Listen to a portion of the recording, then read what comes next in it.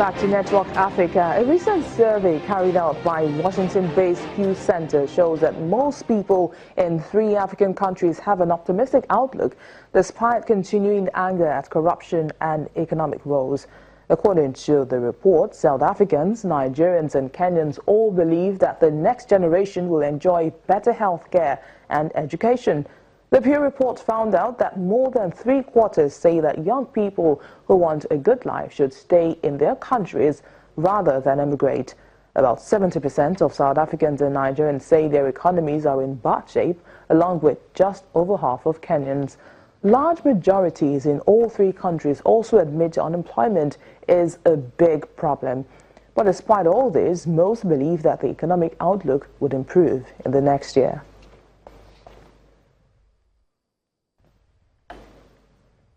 Now, joining us to analyze this report is a life business and economic coach, Abiola Salami. Thank you for joining us on Network Africa.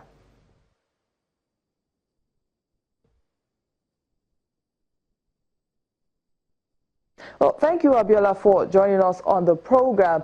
Despite the high level of corruption and economic woes, it appears a lot of Africans remain optimistic that things will get better. But the question remains, isn't it time to act and just stop hoping?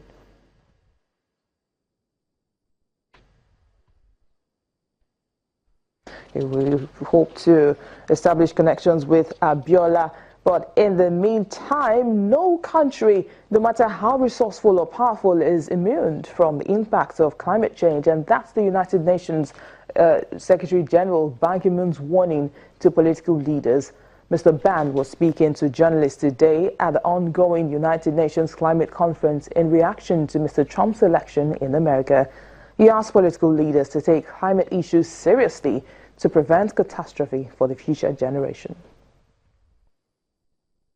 By hour, I urge all the rest to ratify as soon as possible.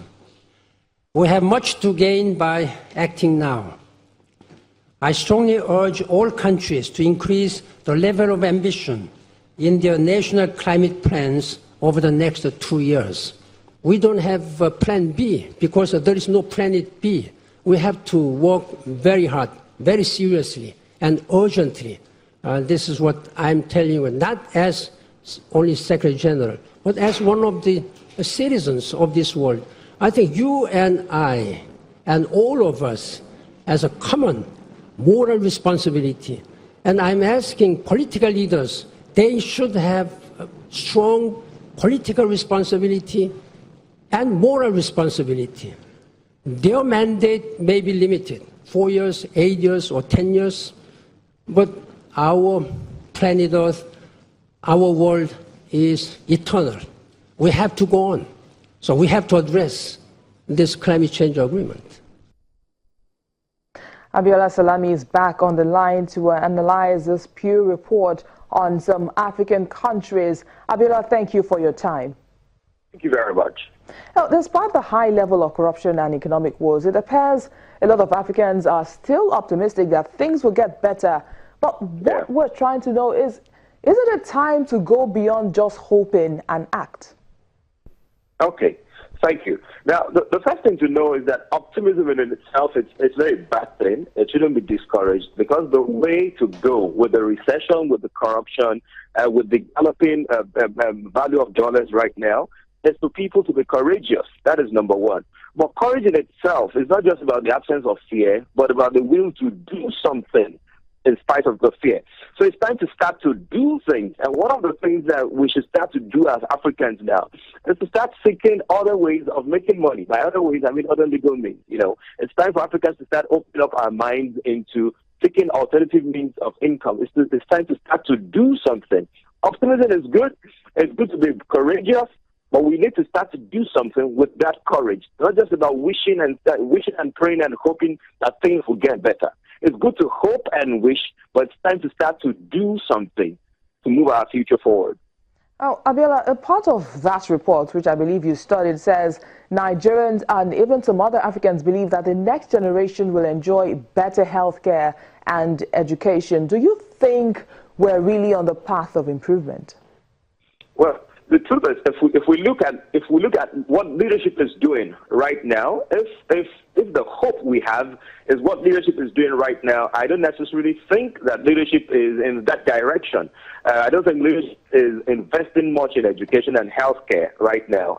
The bulk of Nigerians and Africans, by and large, they are going abroad to seek healthcare and going abroad to seek education, and there are no structures put in place right now that no leadership is really doing that.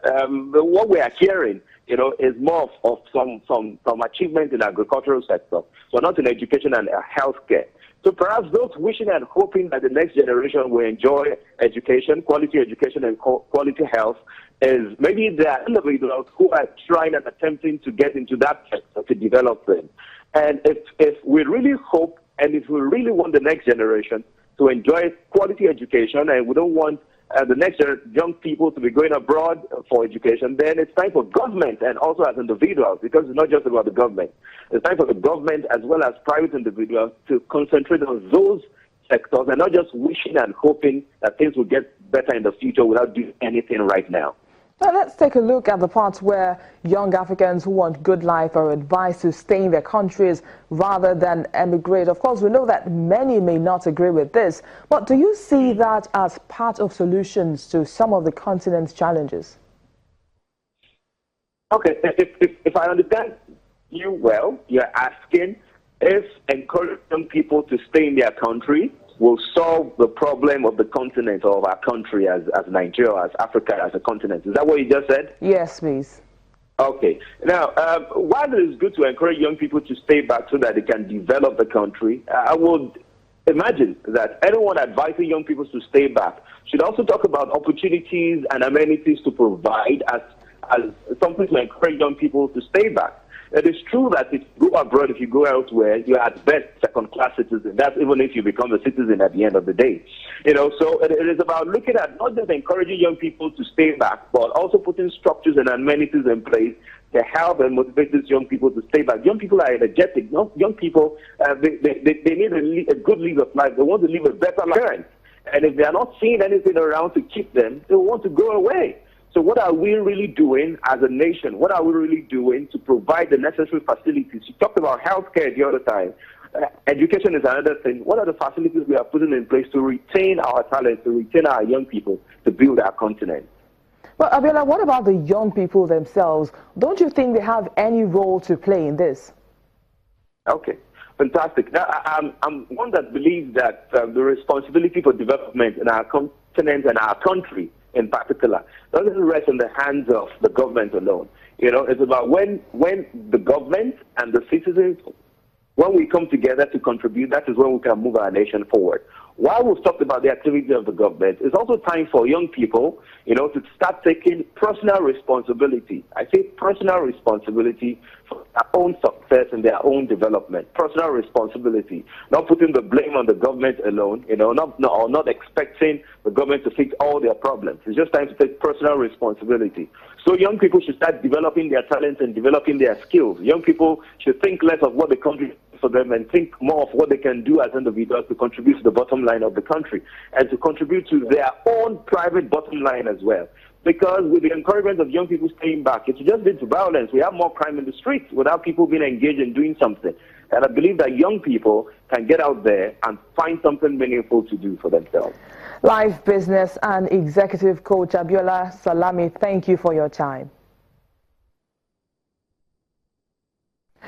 And that's our program today. Thank you so much for watching. I am BC Adebayo.